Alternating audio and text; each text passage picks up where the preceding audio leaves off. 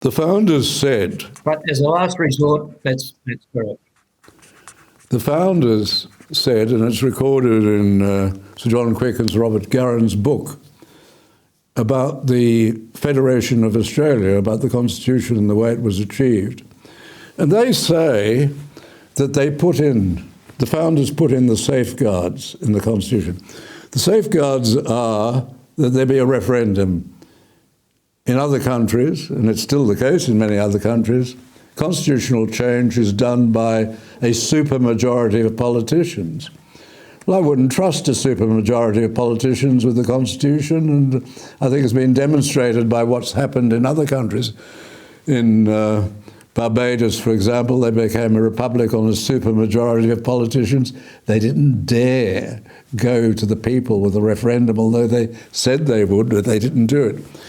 What the founders said, we've put in these two safeguards, firstly the referendum, then getting a majority in a majority of states to stop haste by stealth or in haste, to stop changing the Constitution by stealth or in haste, so that there be full discussion, so that the people arrive at a conclusion that this change in the Constitution is desirable, irresistible, and inevitable. That was the phrase they used. The people of Australia have to be satisfied. This is desirable, irresistible, and inevitable.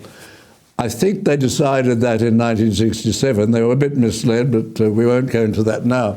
But they felt the feeling in the country was very strong that the Aboriginal people should be like us.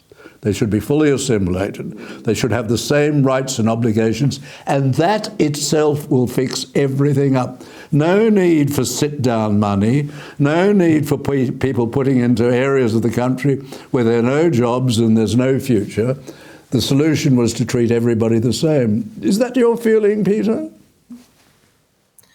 Yes. I think one of the things that I think you've made this point too, David, is that this proposed change is such a major change that to not have a constitutional convention is a major defect in the whole process. The people are not being given their opportunity to really think this through and have their own input into the process. And I noticed that James Allen had an interesting article in the recent Spectator concerning the double majority, and he argues that our referendum process is probably the best in the world.